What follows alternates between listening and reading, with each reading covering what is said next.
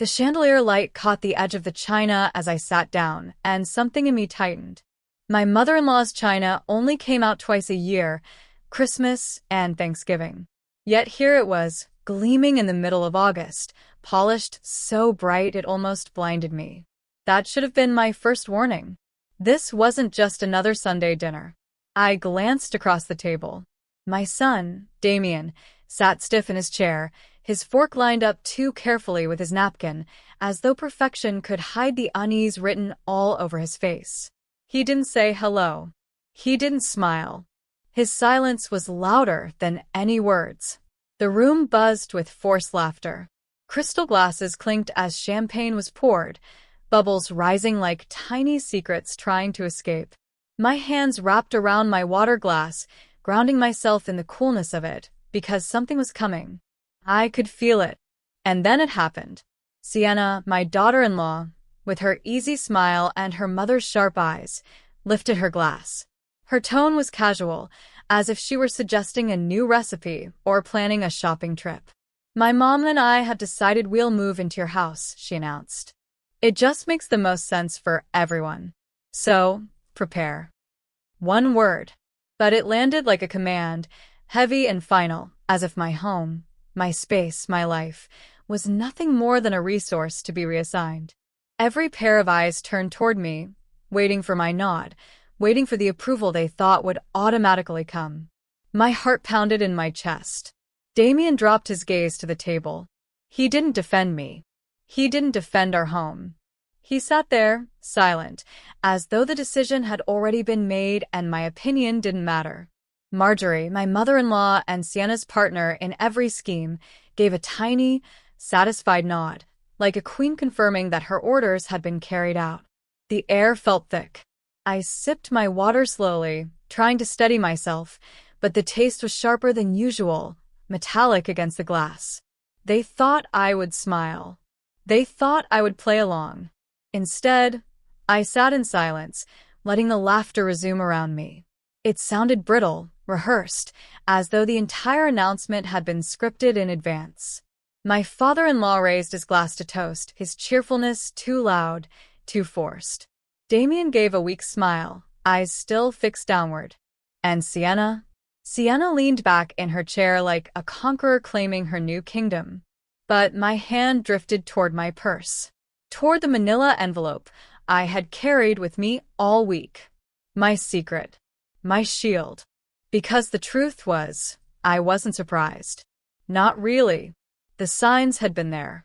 I had just chosen to ignore them. 3 days earlier, I had opened my garage to find neat stacks of oversized tubs pushed against the wall.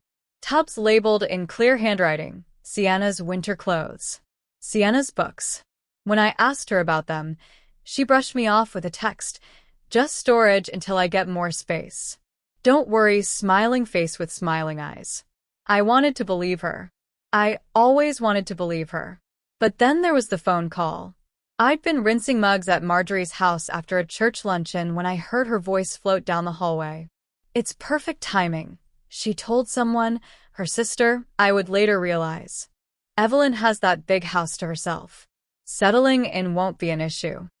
I had told myself I misheard, that I was being paranoid. But tonight, when Sienna smiled across the dinner table with triumph in her eyes, I knew I hadn't been wrong at all. Damien's excuses, the late rent payments, the mysterious bank errors, it had all been leading to this moment. They had been planning to take my house. And the worst part? They thought they had already succeeded. As the laughter swelled again, as champagne glasses rose around me, I sat still, calm in a way that surprised even me. Because they didn't know what I carried in my purse. The weight of the envelope pressed against my leg. Inside were papers that could unravel everything they believed was certain. I set my glass down carefully, letting the sound of it meeting the table cut through their noise. For a moment, no one noticed. But I knew this dinner wasn't the end of my story. It was only the beginning. People often say hindsight is 20/20. Sitting at that dinner table, watching Sienna smile as if my home already belonged to her, all the small warnings I had brushed aside came flooding back like a tide I could no longer hold back. The truth was, this betrayal hadn't started at dinner. It had been building, quietly, right under my nose. 3 days earlier, I walked into my garage to grab a box of winter decorations. Instead, I froze. Along the far wall sat a neat stack of plastic storage tubs, each one labeled with strips of tape. The handwriting was careful and bold. Sienna's winter clothes. Sienna's books. I remember staring at those words until my throat went dry. My garage was not a storage unit. Why were her things already here? I texted her, my fingers shaky on the screen. Hey, noticed some of your bins in the garage. Everything okay? Her reply came quick, paired with a cheerful, smiley face. Oh, Just storing them for now. I'll get more space soon. Promise, smiling face with smiling eyes. I wanted to believe her. I always wanted to believe her. That had been my mistake. Because then there was Marjorie, my mother-in-law. A week before the dinner, I had been helping her tidy up after a church luncheon. I was rinsing mugs in her kitchen sink, humming to myself, when I heard her voice drift down the hallway. Low, but clear enough. It's perfect timing, she said. Evelyn has that big house to herself. Settling in won't be an issue. I froze. My hands went still in the water. She was on the phone, her tone calm, confident, almost smug. Later, I realized she was speaking to her sister. I told myself I had misheard, that I was overthinking, that surely Marjorie couldn't mean what it sounded like. But now, with Sienna's announcement still ringing in my ears, I knew I hadn't misheard anything. That smile across the dinner table had been proof. The worst part was Damien, my son, my boy who once ran to me with scraped knees and wide eyes. My boy who used to beg me to read him just one more story at bedtime. Now he sat silent, complicit. The last few months made sense all at once. His excuses about money, his little cover-ups, the soft lies spoken with an easy smile. The rent check bounced, Mom, but it's just a banking error. Sienna's card didn't process, but we'll fix it next week. We've just had some bad luck, but don't worry. We've got it handled. I had let those words roll over me. I told myself it wasn't my place to interfere. He was grown. He was married. He was responsible for his own choices. But the truth was, Damien wasn't protecting me. He was protecting them. And as I sat at that polished dinner table, with the chandelier light glittering above us, I felt the sting of every ignored warning hit me at once. The laughter around me grew louder, filling the silence I left unspoken. But inside, something had shifted. I wasn't blind anymore. Their plan had been unfolding right in front of me, and I had been too eager to keep the peace, too afraid of being labeled the difficult one, the selfish one, to call it out. But not anymore. Not after tonight. Because as my hand brushed the purse at my side, feeling the weight of the manila envelope tucked safely inside, I knew I wasn't powerless. They thought they had already claimed my home. But they were wrong. the choice was mine. And soon, they would learn that. The laughter at that dinner table felt staged, like background noise in a play I hadn't agreed to be part of. My father-in-law raised his glass in a hollow toast, his voice booming with forced cheer. Marjorie's eyes glittered, satisfied. And Sienna leaned back in her chair, her smile smug, as if my house keys were already jingling in her pocket. Damien sat there, silent. My son. My silence used to protect him when he was little, covering for him when he broke a vase or stayed out too late. But now his silence was protecting her. Protecting them. I set my water glass down carefully, the click of it against the china sharper than I expected. For a brief moment, the sound cut through the laughter. My hand lingered near my purse. The weight of the manila envelope pressed against me like a reminder. A weapon waiting to be drawn. I had carried it for days, unsure when or how I would use it. But looking around that table, I knew there would be no better time. Sienna tilted her head toward me, eyes gleaming like she was waiting for me to surrender. Waiting for me to nod along, to say, of course, whatever you think is best. Instead, I reached into my purse. The soft scrape of paper against leather sounded louder than any toast. I pulled out the envelope and laid it on the polished tablecloth. The linen muffled the sound, but somehow everyone heard it. The laughter faltered. Forks paused in midair. Marjorie's eyes narrowed. Sienna leaned forward, her smile frozen but cracking at the edges. "I have news of my own," I said, my voice calm. Too calm.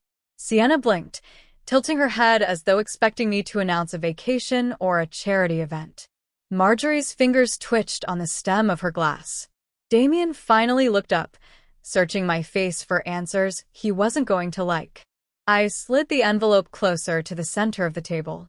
"Last Friday, I sold the house to a couple from town. The closing papers are inside." Silence. The kind of silence that has weight pressing against your chest, making every second stretch long enough to hurt. Then, the shatter.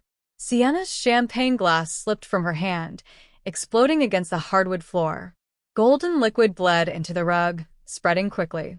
Her lips moved, but no sound came out, just shock painted across her face. Damien opened his mouth, then closed it, like a fish gasping for air. My son, so full of excuses for months, finally had no words. Marjorie sputtered, her poise crumbling like broken glass. You can't be serious." But I was. I folded my hands neatly in my lap, steady as stone. "The house is no longer mine to give, and certainly not yours to take." The fizz of champagne still rose from the glasses around us, but no one dared sip now. My father-in-law lowered his toast slowly, his cheer gone. The chandelier above us gleamed brighter, crueler, casting every twitch, every flicker of fear across their faces. For the first time that evening, no one laughed. For the first time in years, I felt the ground shift in my favor. I watched the ripples of my words spread across them, shock to rage to disbelief. I saw the storm gathering in their eyes. I knew this wasn't over. That whispers would follow, that stories would twist, that I would be painted the villain. But in that moment, I didn't care. Because the choice had been mine. And they hadn't seen it coming. The envelope still sat on the table, quiet and heavy, like a line drawn in the sand. I had made my move. And for once, it was their turn to react. By the next morning, the silence from that dinner had already begun to unravel. The storm I had seen in their eyes found new life in whispers, phone calls, and half-truths retold with sharper edges each time. It started small. A text from my cousin, just a casual, "Hey, I heard about the house. Is everything okay?" Then another, and another. By the second evening, my phone lit up constantly, buzzing with calls from relatives I hadn't spoken to in years. Their voices carried the same pattern, shock first, then judgment. "You really sold the house just to keep them out?" one asked, her tone heavy with disapproval. Another left a voicemail that still echoes in my mind. "I never thought you could be so cold, Evelyn. Family comes first. Family comes first." They said it as though I had broken some sacred rule. As if years of sacrifice, patching roofs, paying bills, holding everything together didn't count. As if family meant bending until you broke, so long as it kept everyone else comfortable. I stopped answering the phone. I stopped replying to messages. But that didn't stop the story from spreading. The worst of it came on Facebook. There, at the very top of my feed, was Sienna's post. A photo of her smiling softly, head tilted just right, a caption written like a sermon. "The hardest lesson in life is learning who truly has your back when times get tough. Family should be forever, not just when it's convenient." Dozens of comments followed. Old friends, distant relatives, even strangers chiming in with sympathy. "Stay strong, Sienna. You deserve better. So sorry you're going through this, honey." And then, Marjorie's reply, sitting right there beneath it like a crown on her daughter's head. "We're here for you, sweetheart. Always." The words hit like a punch. They had painted themselves as victims. And me? I was the villain. At work, it spread there too. In the break room, my colleague Karen pulled me aside, her brow furrowed, Her voice hushed with pity. "I saw your daughter-in-law's post," she whispered. "If you need help finding her temporary housing, my church has a program." Her pity was heavier than her judgment. I smiled politely, but inside, my jaw ached from holding back the truth. Because the truth was, Sienna hadn't been abandoned. She hadn't been thrown to the wolves. She and her mother had tried to take my home, and when I refused, they turned the world against me. By the end of the week, I didn't need to answer the phone to know what story they had told. Everywhere I went, I could feel the eyes on me, the weight of unspoken labels. Selfish, cold, cruel. Those words had chased me my whole life, whispered behind closed doors, muttered when I dared to say no, when I dared to put myself first. And now they were being shouted louder than ever, in every corner of my world. That night, I sat at my kitchen table surrounded by half-packed boxes. The house felt emptier by the day, my things tucked away, ready for the move. In front of me sat the manila folder, the same one I had carried to dinner. I slid it open, spreading the papers across the table. Invoices, receipts, bills. The roof replacement that had drained my savings. The waterline repair that had left me boiling snow for dishes. The furnace that had failed in June, costing thousands more. Each page told the real story. Not of selfishness, but of survival. I stacked them carefully, one on top of the other, aligning the edges as if neat corners could soften the ache in my chest. Because I knew what was coming. If they wanted a war of words, they would get one. But not the kind fought on Facebook or whispered over phone lines. I would fight with proof.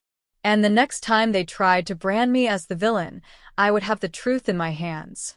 The knock came sharp and insistent, long before I was ready for company.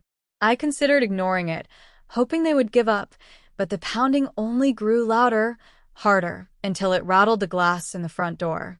I opened it to find Sienna and Marjorie standing on the porch, their coats still on, eyes burning with accusation. They didn't wait for an invitation. They pushed past me, heels clicking against the hardwood, as though they already owned the place. "You can't be serious about this sale," Marjorie snapped before I could even close the door. Her voice was high and brittle, the polished tone she usually wore stripped away. "We already told the family we're moving in. You'll ruin everything." Sienna folded her arms, her lips pressed into a thin line. "Just cancel it, Evelyn. There's always a cooling-off period. Damien and I have plans, and you're standing in the way." I didn't answer right away. Instead, I turned toward the counter where boxes waited to be filled.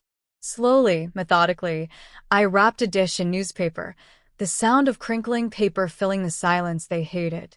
My hands stayed steady, not because I wasn't nervous, but because clarity had finally taken root in me. The plate slid neatly into the box. I smoothed the tape across the seam, the steady rip of adhesive slicing through their noise. "I won't cancel the sale," I said at last, my voice even, controlled. "This house has drained me for years. Repairs, bills, nights awake wondering how I'd cover the next expense. I need stability, not more weight on my shoulders." Marjorie gasped, clutching at her pearls as though the word itself were offensive. "Stability? Peace? You'd abandon your own family for peace." I set another dish into the box and straightened, meeting her eyes for the first time that day. No. I'd stop abandoning myself. That's the difference. For a moment, silence fell heavy in the kitchen. Then the storm broke. Accusations tumbled from their lips, one over the other, sharp and frantic. "You're heartless. You'll regret this. Damien deserves better than a mother who slams the door on him." Their voices swirled around me, rising and falling, but I no longer bent beneath them. My spine stayed straight, my gaze steady. For years, I had shrunk to fit their expectations, biting my tongue, smoothing the edges of myself to keep the peace. Not anymore. Because every word they threw at me only proved the truth, that peace had never been part of their plan. Control was. When they realized I wasn't arguing, wasn't shouting back, their fury twisted into something else. desperation. Sienna's hands trembled, though she tried to hide it. Marjorie's eyes darted to the boxes stacked along the walls, each one a reminder that their dream of moving in was crumbling. Finally, with a huff, Marjorie spun on her heel. "This isn't over, Evelyn," she spat, her voice trembling with rage. Sienna lingered a moment longer, her jaw tight, her eyes full of fire. But she, too, turned and stormed out, the slam of the door shaking the frame. And then, silence. But this silence was different. Not empty. Not condemning. It was steady, solid, like a foundation I had built for myself alone. I looked at the half-filled boxes stacked neatly along the counter. Each one felt like a step closer to freedom. A step away from years of being used, drained, expected to give without end. I picked up the binder from the table, its weight firm and reassuring in my hands. The confrontation was far from over, I knew that. They would try again. They would rally more voices, twist more stories. But for the first time in a long time, I wasn't afraid. I was ready. The dining room felt like a courtroom the moment I walked in. The long table was crowded, every seat filled as if they had staged a tribunal against me.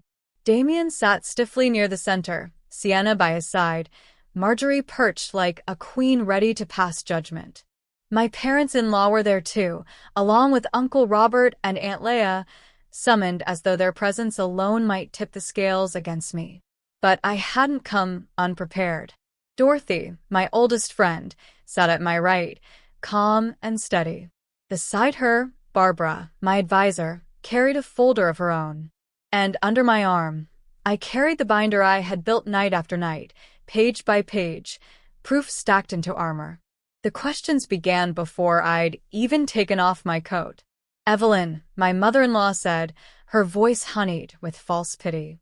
"This isn't like you. You've always been so reasonable. Why would you hurt the family over one decision?" One decision. That was how they framed it. One act of cruelty. One moment of selfishness. I set the binder on the table and opened it with deliberate care, the snap of the rings loud in the quiet room. My hands didn't shake. Not anymore. "This isn't one decision," I said evenly. "It's years of them." I began laying out the evidence, page by page. First, the roof replacement invoice, over $11,000. I remembered the spring storms, water dripping through the ceiling into pots I had scattered across the hallway. Next, the waterline repair, $8,000 more. The memory of boiling snow just to wash dishes still clung to me like frost. Then the furnace replacement, $5,000 for a system that failed in June but had threatened collapse for years. Each paper landed like a stone in the silence. Barbara explained the numbers plainly, pointing to the totals. The savings bled dry by a house that demanded more than I could give. Murmurs circled the table, but I didn't stop. I pulled out a final sheet, one I had worked on until midnight, my eyes blurry, my hands cramping. A tally of every financial gift I had given to Sienna and Marjorie over the past 5 years. Rent payments, car installments, credit card bailouts. I had highlighted the totals in red, the number circled bold and undeniable. The room shifted. My mother-in-law's lips pressed tight. Sienna's face flushed crimson. Damien's hand fidgeted with the edge of his napkin. Uncle Robert leaned forward, adjusting his glasses. His voice cut through the tension. "Sienna, what about work? Last I heard you were between jobs. What's the plan?" Sienna blinked, caught off guard. "The job market's difficult right now," she said quickly, her words tumbling. "Besides, family helps family." Dorothy's voice cut in, soft but firm. "Family doesn't mean one person pays while another never learns to stand." The silence that followed was heavier than any accusation. For the first time, the eyes around the table weren't focused on me. They were turned towards Sienna, waiting for answers she couldn't provide.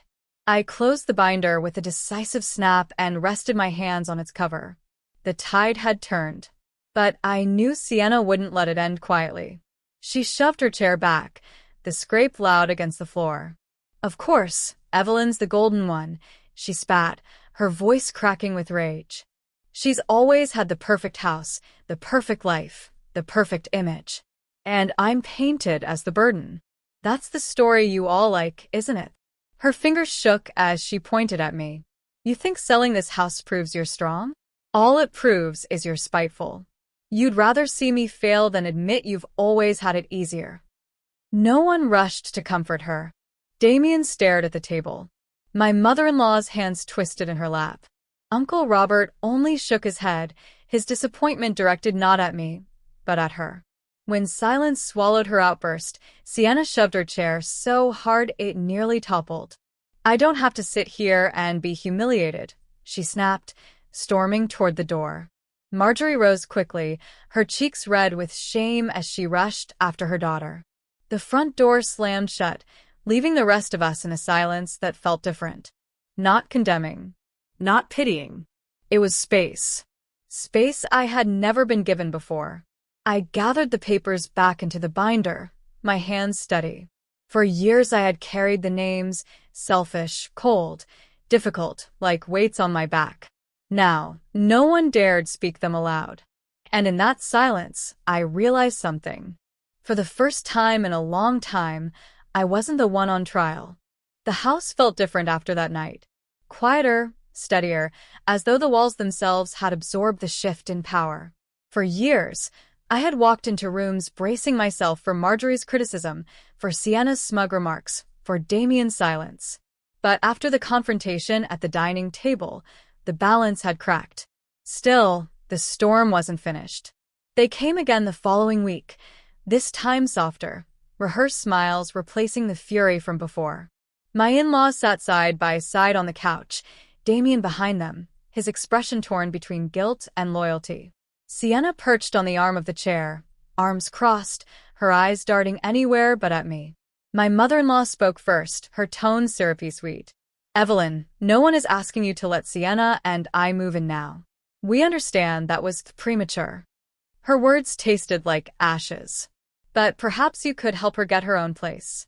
Just a small loan to get started. My father-in-law added quickly, with your success, it wouldn't be a burden. You've always been generous. There it was again, the same expectation, the same assumption that I existed to carry them, to fund them, to bend. I stood by the dining table, my boxes still stacked neatly along the wall. The manila folder lay open beside me like a warning bell. Their words carried the same old weight, but I no longer felt the pull to bend beneath it. I won't fund another bailout, I said evenly. My voice didn't rise, didn't crack. It was steady, and it silenced the room. But before they could twist my refusal into cruelty, I reached into my purse and pulled out a small card I'd been holding onto. I can offer something else. There's an opening in the marketing department downtown. Entry level. The salary would cover rent on a one-bedroom. I spoke to HR. They're willing to interview her. I placed the card on the table. The air seemed to shift again. Sienna let out a sharp laugh, flicking her hair over her shoulder. An entry-level job? Making coffee and copies? You think that's what I need? Her voice dripped with disdain. I didn't argue. I didn't plead. I simply left the card where it sat. Her mother's eyes flicked to it, then back to me, her jaw tight. The silence that followed stretched too long, their plan crumbling, their pride too brittle to admit defeat. Finally, they rose to leave. Sienna snatched her purse in a flurry of indignation. But as she turned, I caught it, the quick slip of her hand, sliding the card into her bag. I didn't smile. I didn't say a word. I simply watched them walk out, the door closing behind them with less force than before. Later that week, I found myself at Damien's for dinner. For the first time in months, I didn't feel that familiar knot of dread tightening in my chest. Conversation flowed more evenly. Questions were asked of me, not just through me. Sienna arrived late, a folder tucked under her arm, her hair tied back instead of styled. She barely spoke until Damien asked how her new job was going. She rolled her eyes, but the pride slipped through despite herself. Assistant marketing coordinator, she muttered, trying to sound casual. Mostly busy work. But I'm learning. Her mother stayed quiet, watching her daughter with a complicated mix of relief and resentment. I said nothing, only lifted my glass and sipped, the taste cleaner than champagne, lighter than water. The cracks in their throne were showing, and for the first time, I wasn't standing beneath it. I was standing free. The townhouse was smaller than the house I had left behind, but the first morning light pouring across its hardwood floors felt like freedom. There were no shadows of old arguments lingering in the corners. No heavy silence pressing against the walls. Just quiet. Clean. Mine. Boxes lined the living room, waiting to be unpacked. I took my time, unwrapping books, setting frames on shelves, sliding dishes into neat rows. Each item found its place without the weight of expectation attached to it. For the first time in years, the space around me reflected only me, not the demands of others, not the constant tug of sacrifice, but my choices. It was modest, yes, but modest felt peaceful. A week later, Damien invited me for dinner. I hesitated at first, bracing for the familiar dread that had haunted family gatherings for so long. But when I walked through his door, something was different. The air felt lighter. Conversation moved easily. Questions passed in every direction. For once, I wasn't invisible at the table. My words weren't dismissed or drowned out. Sienna arrived late, carrying a folder tucked under her arm. Her hair was tied back, her makeup simple. She barely spoke until Damien asked about her new job. Assistant marketing coordinator, she said with a small roll of her eyes. Mostly busy work. But I'm learning. The words slipped out reluctantly, but they carried a note of pride. She tried to mask it, but I caught it all the same. Marjorie sat quietly beside her, lips pressed thin, her usual commentary absent. Her eyes, though, betrayed the storm inside, a mix of relief that her daughter had found stability and resentment that it hadn't come on her terms. I didn't gloat. I didn't need to. Watching Sienna take ownership of something, anything, was enough. The cracks in their throne had widened, and I no longer lived beneath it. Later that week, back in my townhouse, I opened one last box. Inside was a framed photo of me from years ago, standing in front of my old house on the day I signed the mortgage. I was younger then, grinning wide, holding the keys high like a trophy. I stared at it for a long time. That woman had believed the house would be her legacy, her proof of stability, her achievement. But the years had turned it into something else. A burden, a battlefield, a prize others believed they had the right to claim.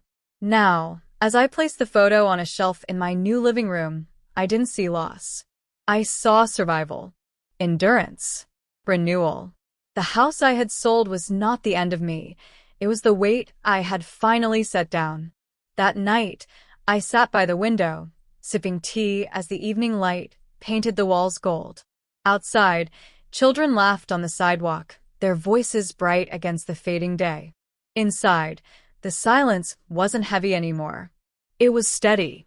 For years, I had been branded selfish, cold, difficult, names meant to shrink me, to bend me into a smaller version of myself. And for years, I had believed them. But not anymore. Because in the end, it wasn't spite that freed me. It wasn't revenge. It was choice. The choice to stop being invisible. The choice to stop abandoning myself for the comfort of others. The choice to begin again. As the light faded and the first stars blinked awake in the sky, I let the stillness settle around me. No toasts, no accusations, no whispered judgment. Just me, in a space that was finally mine. And in that quiet, I discovered something louder than any glass shattering on a floor, louder than any gossip carried through family lines. I discovered peace.